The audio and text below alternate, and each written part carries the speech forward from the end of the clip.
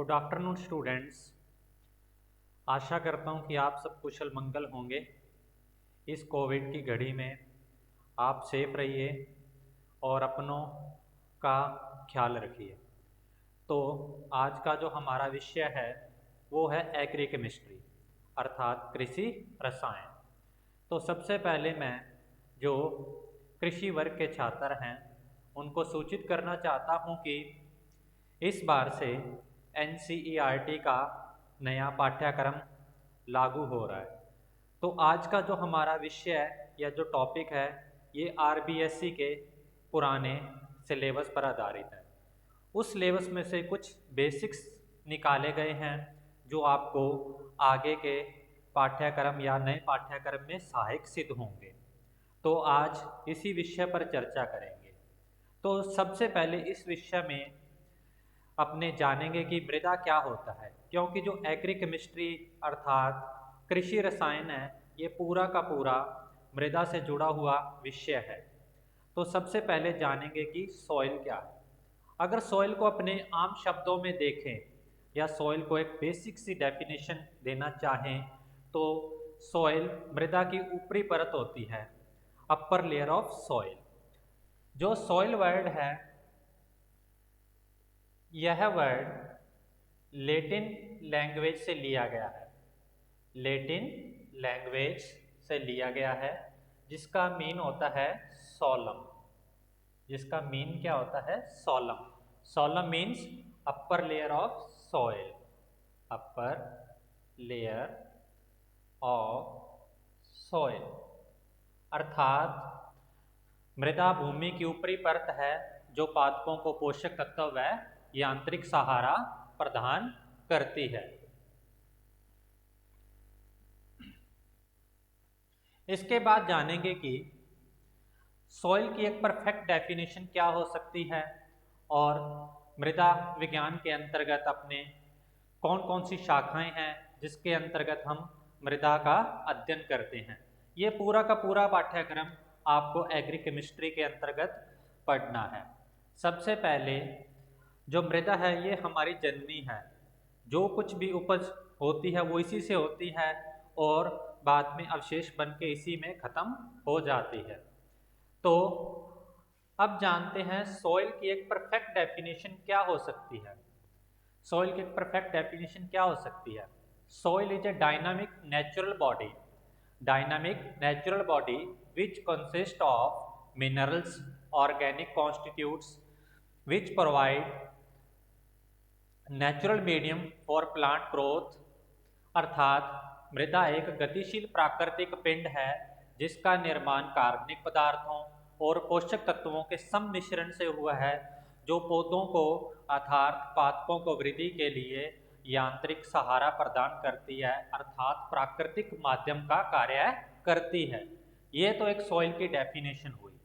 अब सॉइल में दो शाखाएं आती हैं जिसके अंतर्गत अपने मृदा या मृदा विज्ञान का अध्ययन करते हैं। वो दो शाखाएं कौन कौन सी हैं?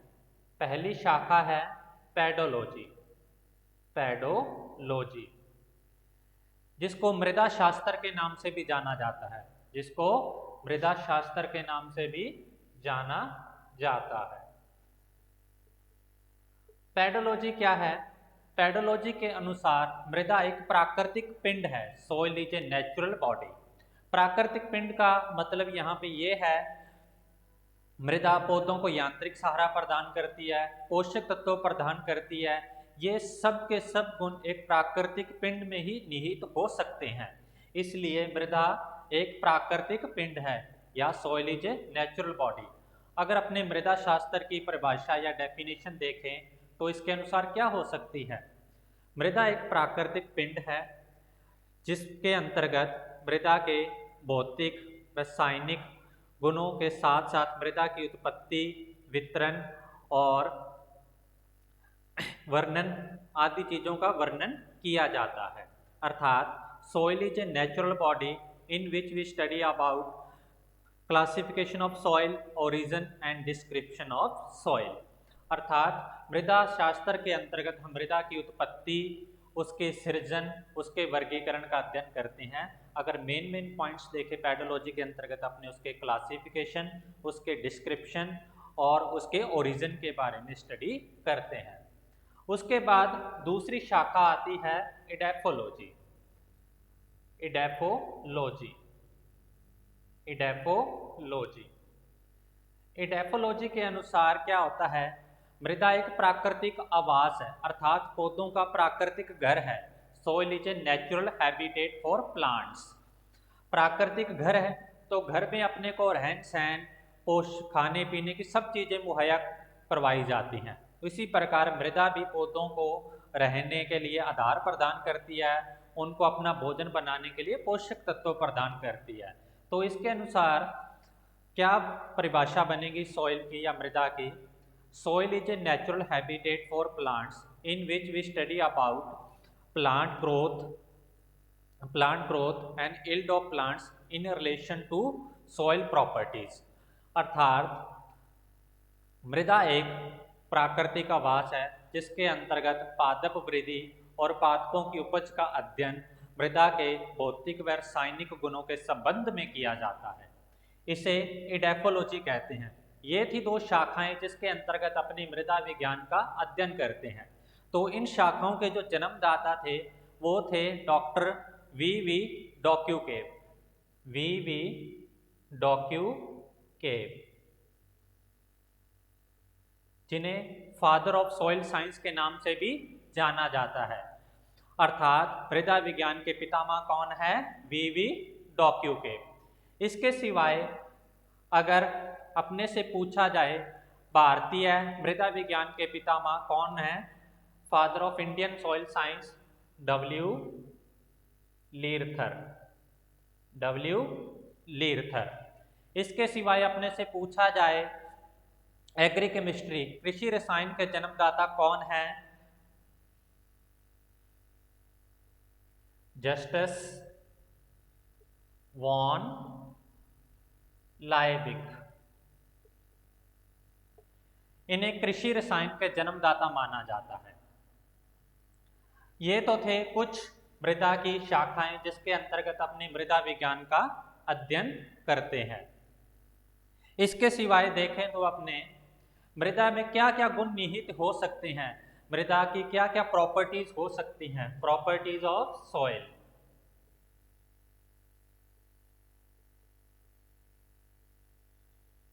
प्रॉपर्टीज ऑफ सॉइल, तो मृदा में निम्न गुण विद्यमान हो सकते हैं। पहला, soil is a natural body. Natural body, मृदा एक प्राकृतिक पिंड है। Soil is A three dimensional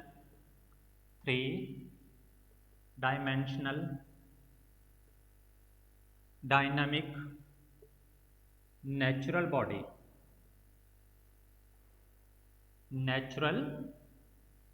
body. इसका कहने का भावार्थ यह है कि मृदा एक त्रिविमीय प्राकृतिक पिंड है, अर्थात मृदा एक गतिशील त्रिविमीय प्राकृतिक पिंड है। त्रिविमीय means three dimensional. Three dimensional का मतलब क्या होता है? मृदा में डेप्थ भी पाई जाती है, इसकी विड्थ भी होती है और इसमें हाइट भी पाई जाती है। डेप्थ हो गई, विड्थ हो गई और हाइट हो गई। इसके सिवाय अगर अपने तीसरा गुण देखें तो soil is a natural medium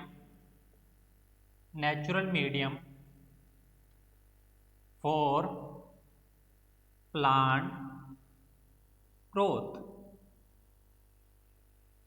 मृदा क्या है? मृदा पौधों की वृद्धि के लिए एक प्राकृतिक माध्यम का कार्य करती है। अगर अपने इसका चौथा गुण देखें,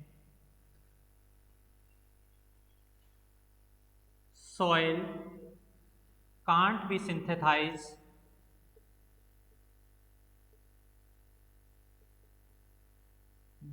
by artificial means। कहने का मतलब कि कृत्रिम रूप से मृदा का निर्माण नहीं किया जा सकता। 1 इंच टॉप सॉइल अर्थात उत्तम गुणवत्ता की 1 इंच मृदा का निर्माण होने के लिए कम से कम 200 वर्ष का समय लगता है, 200 ईयर्स। ये थे बेसिक्स ऑफ सॉइल या प्रॉपर्टीज ऑफ सॉइल।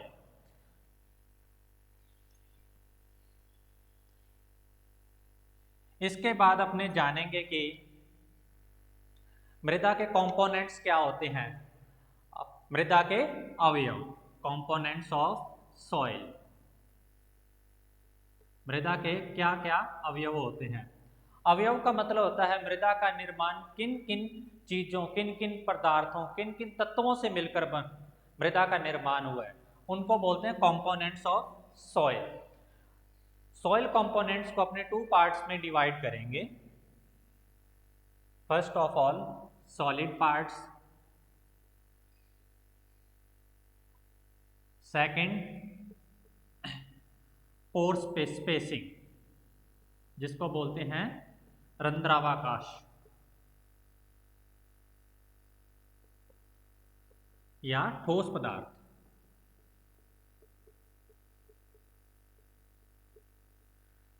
अब मृदा अवयव में 2 भाग पाए जाते हैं, जिसमें से 50% तो ठोस पदार्थ होते हैं, 50% रंध्रावकाश या पोर स्पेसिंग होती है। रंध्रावकाश का मतलब होता है मृदा के वे महीन क्षेत्र जिनसे वायु व जल का विसरण होता है, अर्थात जल व वायु एक जगह से दूसरी जगह मृदा में गति करते रहते हैं। अब ठोस पदार्थ की बात करें तो अपने इनको 4 भागों में बांट सकते हैं। ठोस पदार्थों में 45% तो खनिज पोषक तत्व पाए जाते हैं, खनिज पदार्थ। मिनरल्स मैटर 45% प्रेजेंट रहते हैं और 5% क्या होते हैं, कार्बनिक पदार्थ या ऑर्गेनिक मैटर्स, कार्बनिक पदार्थ या ऑर्गेनिक मैटर्स। और उसमें से 25% पोर स्पेसिंग में क्या प्रेजेंट रहती है, एयर या वायु। और जो 25% लेफ्ट पोर्शन होता है उसमें क्या प्रेजेंट रहता है, उसमें प्रेजेंट रहता है वाटर। इन चारों के कॉम्बिनेशन से क्या है, सॉइल की फॉर्मेशन होती है। 50% सॉलिड पार्ट या ठोस पार्ट होता है और जो लेफ्ट 50% रहता है ये रंध्रावकाश या स्पेसिंग रहती है। इसके सिवाय अपने देखें तो सॉइल में कुछ और गुण भी निहित या विद्यमान होते हैं। सबसे पहले अपने मिनरल्स के बारे में देखें तो मिनरल्स क्या होते हैं, जैसा कि चैप्टर में लिखा हुआ है soil and minerals. Minerals total 19% होते हैं, जितने भी सॉलिड पार्ट्स होते हैं उसका 19% मिनरल्स होते हैं। आप अब सोच रहे होगे कि पहले मैंने 45% बताया है, तो बेटा देखो जो ऑर्गेनिक मैटर्स थे, कार्बनिक पदार्थ, वो 5% थे और मिनरल्स कितने थे, 45%। अगर अपने दोनों को टोटल 100% मान के चले तो आउट ऑफ 100% मिनरल्स कितने होंगे, 19%। तो पोषक तत्व कितने होते हैं, 19% होते हैं। इन पोषक तत्वों में क्या क्या आ जाता है, इन पोषक तत्वों में मिनरल्स में N, P, K, calcium, magnesium, sulphur, Fe, copper, zinc, manganese, sulphur etcetera. तो खनिज पोषक तत्वों में बहुत से पोषक तत्व विद्यमान होते हैं जो पादप वृद्धि के लिए आवश्यक होते हैं। आपको पता होगा कि पादप वृद्धि के लिए 17 पोषक तत्व अनिवार्य हैं, जिसे क्राइटेरिया ऑफ एसेंशियलिटी कहते हैं, अनिवार्यता की कसौटी, जो कि आर्नाउन व स्टाउट के द्वारा दी गई थी। ये 17 पोषक तत्व क्या है, एसेंशियल न्यूट्रिएंट्स हैं, एसेंशियल न्यूट्रिएंट्स हैं जो प्लांट ग्रोथ के लिए बहुत ज़्यादा इम्पॉर्टेंट है, मस्ट इम्पॉर्टेंट है। अगर अपने इनका थोड़ा सा क्लासिफिकेशन देखें तो बेटा पहले आते हैं बेसिक मिनरल्स या बेसिक प्लांट न्यूट्रिएंट्स। बेसिक्स में कौन कौन से आते हैं, बेसिक प्लांट न्यूट्रिएंट्स। बेसिक में आते हैं कार्बन, हाइड्रोजन, ऑक्सीजन। इनको बेसिक्स क्यों बोलते हैं, चाहे कोई भी जीव है, चाहे वो मनुष्य है, चाहे वो प्लांट है, तो उसका जो 95% पोर्शन होता है बॉडी का, वो किससे फॉर्म होता है? कार्बन, हाइड्रोजन, ऑक्सीजन से। तो इसलिए ये क्या बेटा, बेसिक प्लांट न्यूट्रिएंट्स है। अगर अपने देखें हाइड्रोजन और ऑक्सीजन से क्या बना है? वाटर। ये अपनी लाइफ के लिए एसेंशियल है, तो प्लांट्स के लिए भी एसेंशियल होगा ना। उसी के बाद अगर अपने देखें बेटा कार्बन, कार्बन तो अपने लाइफ का बहुत बड़ा, या अपने प्लांट्स के लिए बहुत ज़्यादा एसेंशियल है, क्योंकि प्लांट्स अपना फूड किस फॉर्म में फॉर्मेशन करते हैं? C6H12O6, ग्लूकोज या कार्बोहाइड्रेट्स की फॉर्म में फॉर्मेशन करते हैं। तो उसके लिए बेटा कार्बन एसेंशियल है या नहीं है? तो इसलिए इनको बेसिक प्लांट न्यूट्रिएंट्स बोलते हैं। इसके सिवाय अपने बेटा देखें तो कुछ प्राथमिक पोषक तत्व होते हैं, primary plant nutrients. Primary plant nutrients, प्राथमिक पोषक तत्व कौन कौन से होते हैं? NPK, जिनकी प्लांट्स को रिक्वायरमेंट होती है मोर देन 1 ppm। ppm का मतलब यहाँ पे क्या है बेटा? Part per millions. 1 ppm means is equal to 1000 gram और 1000 ml। ये होता है बेटा ppm, 1 ppm। उसके बाद अगर अपने, ये तो प्राथमिक पोषक तत्व, प्राथमिक पोषक तत्व के बाद कुछ होते हैं बेटा secondary plant nutrients. Secondary plant nutrients में कैल्शियम, मैग्नीशियम और सल्फर आते हैं। कैल्शियम, मैग्नीशियम और सल्फर आते हैं। अब उसके बाद बेटा कुछ प्लांट न्यूट्रिएंट्स है जिनकी प्लांट्स को रिक्वायरमेंट बहुत कम होती है, मिनिमम रिक्वायरमेंट होती है, जिनको बोलते हैं माइक्रो प्लांट न्यूट्रिएंट्स, या जिनको ट्रेस एलिमेंट्स भी बोल देते हैं। ट्रेस एलिमेंट्स भी बोल देते हैं। इनमें कौन कौन से आ जाते हैं? इसमें Fe, copper, zinc, manganese, sulphur, molybdenum etcetera and boron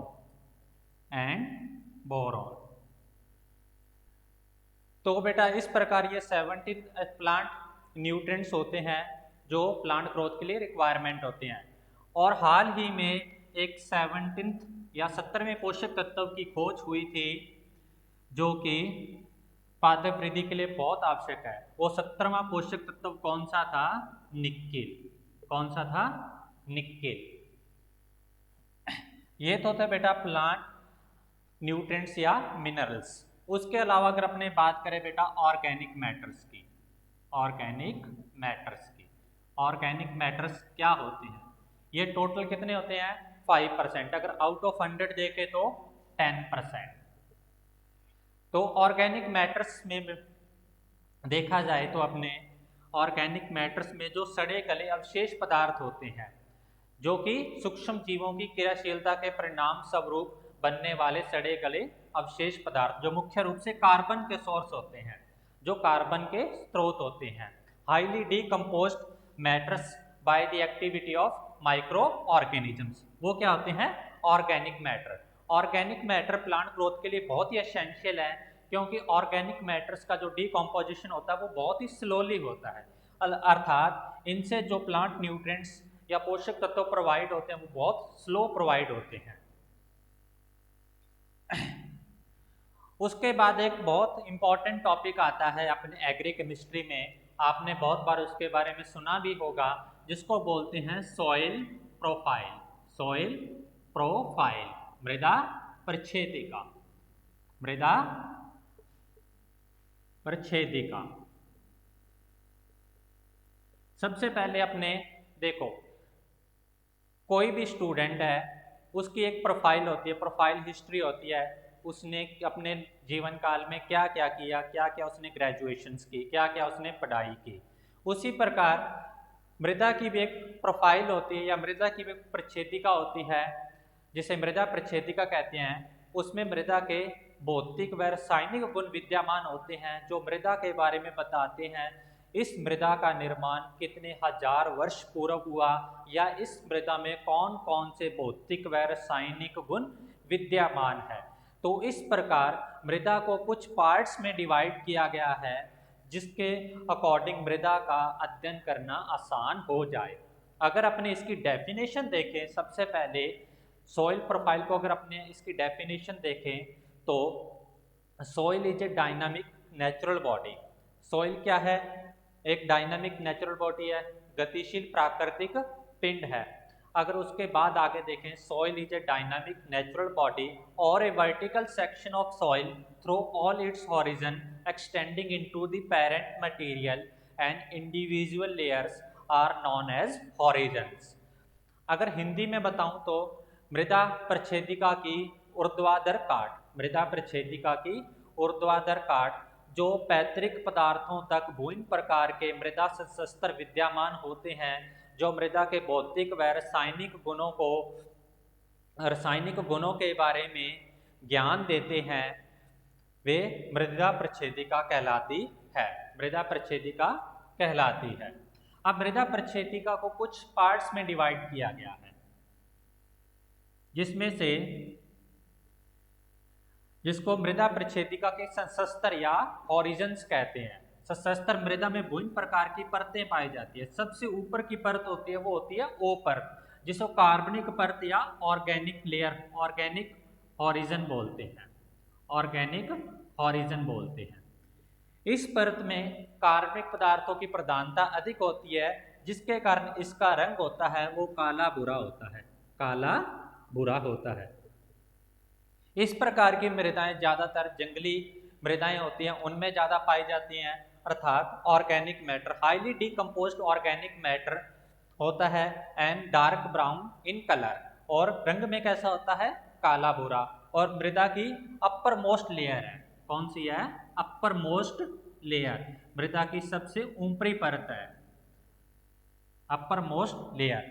और ऑर्गेनिक हॉरिजन या जो अपर मोस्ट लेयर होती है, ये जो एरेबल सॉइल्स होती हैं, जो खेती योग्य भूमि होती है, इनमें बहुत कम मात्रा में पाई जाती है, क्योंकि लगातार कृषि खेत में कल्टीवेशन का कार्य होने से ऑर्गेनिक मैटर्स की संख्या कम होने लग जाती है, जिसके कारण जो एरेबल सॉइल होती है, जो अपनी खेती योग्य भूमि होती है, उसमें ऑर्गेनिक मैटर्स बहुत कम मात्रा में पाए जाते हैं। उसके बाद अगर अपने दूसरा हॉरिजन देखें, या जो दूसरा संशस्त्र होता है वो होता है ए हॉरिजन, जिसमें पोषक तत्वों की मात्रा अधिक होती है, मिनरल्स मैटर अधिक प्रेजेंट रहते हैं। ये लाइट ब्राउन इन कलर होता है, light brown in colour and top most mineral horizon होता है, top most mineral horizons, mineral horizons होता है। टॉप मोस्ट मिनरल हॉरिजन्स का मतलब क्या होता है?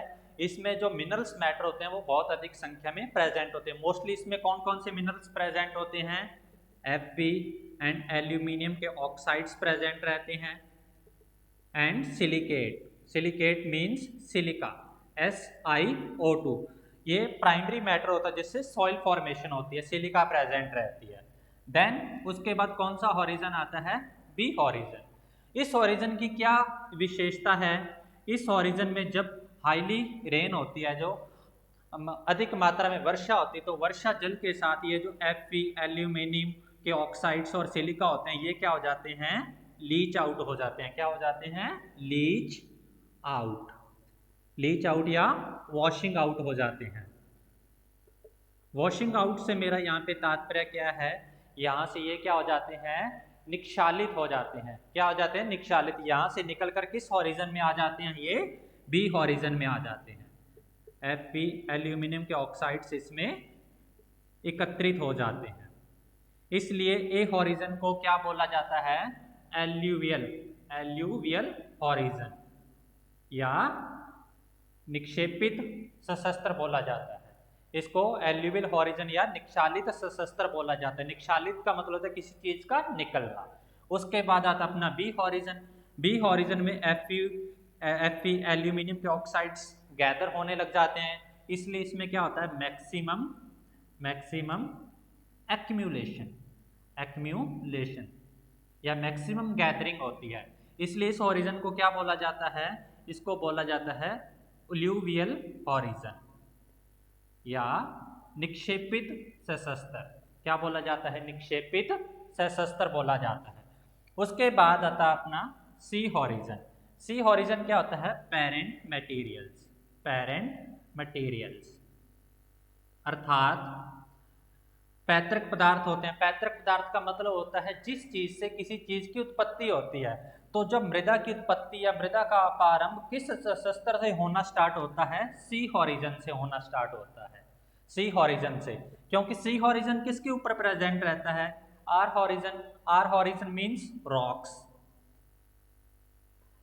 जब रॉक्स पर केमिकल और फिजिकल वेदरिंग होती है, जब चट्टानों का रासायनिक और भौतिक अपक्षय होता है, तो उससे चट्टानें क्या होता है? छोटे छोटे टुकड़ों या चूर्णित होने लग जाती हैं। उनकी क्या होने लग जाती है? वे डीकम्पोस्ट होने लग जाती हैं। डीकम्पोस्ट होने के बाद क्या होता है? उससे पेरेंट्स मटेरियल फॉर्म होता है। इस पेरेंट मटेरियल से आगे क्या है? स्लोली स्लोली सॉइल की फॉर्मेशन होने लगती है। इसलिए इसको क्या बोलते हैं? Parent material. तो ओवरऑल सॉइल प्रोफाइल क्या है? सॉइल प्रोफाइल मृदा के भौतिक व रासायनिक गुणों का अध्ययन करवाती है, जिसके अंतर्गत अपने ये पता चलता है कि सॉइल में क्या क्या गुण निहित है और सॉइल का निर्माण किन किन सशस्त्रों से मिलकर होता है। अर्थात सॉइल की फॉर्मेशन कौन कौन से हॉरिजन के कॉम्बिनेशन से होता है। इसके बाद अपने देखें तो कुछ टर्म्स आती हैं जो आमतौर पर इनसे क्वेश्चन पूछे जाते हैं। कई बार क्वेश्चन पूछ लिया जाता है अपर मोस्ट हॉरिजन कौन सा होता है? अपर मोस्ट हॉरिजन मैंने बताया था आपको, ओ हॉरिजन या ऑर्गेनिक हॉरिजन होता है। उसके बाद कई बार टॉप मोस्ट मिनरल हॉरिजन पूछ लिया जाता है। टॉप मोस्ट मिनरल हॉरिजन कौन सा है? ए। कई बार आपसे पूछ लिया जाता है सोलम का निर्माण किन किन सशस्त्रों या किन किन हॉरिजन के मिलकर होता है। तो जो सोलम होती है बेटा, सोलम मीन्स क्या होता है? अपर लेयर ऑफ सॉइल, मृदा की ऊपरी परत। इसका निर्माण कौन कौन से हॉरिजन से मिलकर होता है? A plus B. देन अपने बात करें रेगोलिथ। क्या होता है? रेगोलिथ। रेगोलिथ का फॉर्मेशन या रेगोलिथ का निर्माण किन किन हॉरिजन से मिलकर बना होता है? A plus B plus C. Regolith means क्या होता है? Loose surface of rocks. जो चट्टानों की चूर्णित मृदा होती है वह रेगोलिथ कहलाती है। इन तीनों सशस्त्रों के मिलने से इस प्रकार मृदा का निर्माण होता है। आपको याद रखना है uppermost mineral horizon means O, topmost mineral horizon means A. Solum का निर्माण किन सशस्त्रों से होता है? ए प्लस बी से। रेगोलिथ का निर्माण किससे होता है? A plus B plus C से। ये थे अपने मृदा प्रक्षेपिका या सॉइल प्रोफाइल। अब एक मोस्ट इंपॉर्टेंट टॉपिक है इस चैप्टर में, लास्ट है, उसमें टू टाइप्स ऑफ सॉइल होते हैं। टू टाइप्स ऑफ सॉइल होते हैं। एक होती है surface soil, surface soil. Second one होती है सब सॉइल, सब सॉइल, जिसको हिंदी में मृदा और अवमृदा बोलते हैं, अवमृदा बोलते हैं। अगर अपने सबसे पहले सरफेस सॉइल क्या होती है? सरफेस सॉइल क्या होती है? Upper layer of earth from 0 to 15 centimetre. जो भूमि की ऊपरी परत होती है, जिसकी गहराई 0 से 15 सेंटीमीटर होती है, वो क्या कहलाती है? मृदा। Just beneath surface soil, surface soil वह मृदा जो कि अवमृदा के बिल्कुल नीचे पाई जाती है, उसको क्या बोलते हैं? अवमृदा। यह 15 से 60 सेंटीमीटर तक प्रेजेंट रहती है। अब इन दोनों में मोस्टली डिफरेंस क्या आता है? अगर अपने मृदा की बात करें या सरफेस सॉइल की बात करें तो इसमें जो सूक्ष्म जीवों की क्रियाशीलता अधिक होती है, सूक्ष्म जीवों की क्रियाशीलता अधिक होती है। जो एक्टिविटी ऑफ माइक्रो ऑर्गेनिज्म होती है हाईली होती है एज कंपैरिजन टू सब सॉइल। और सब सॉइल में सूक्ष्म जीवों की क्रियाशीलता क्या होती है, कम होती है। अब दूसरा पॉइंट, जो मृदा होती है, मृदा में पोषक तत्वों की मात्रा अधिक विद्यमान होती है सब सॉइल की तुलना में, अर्थात मिनरल्स मैटर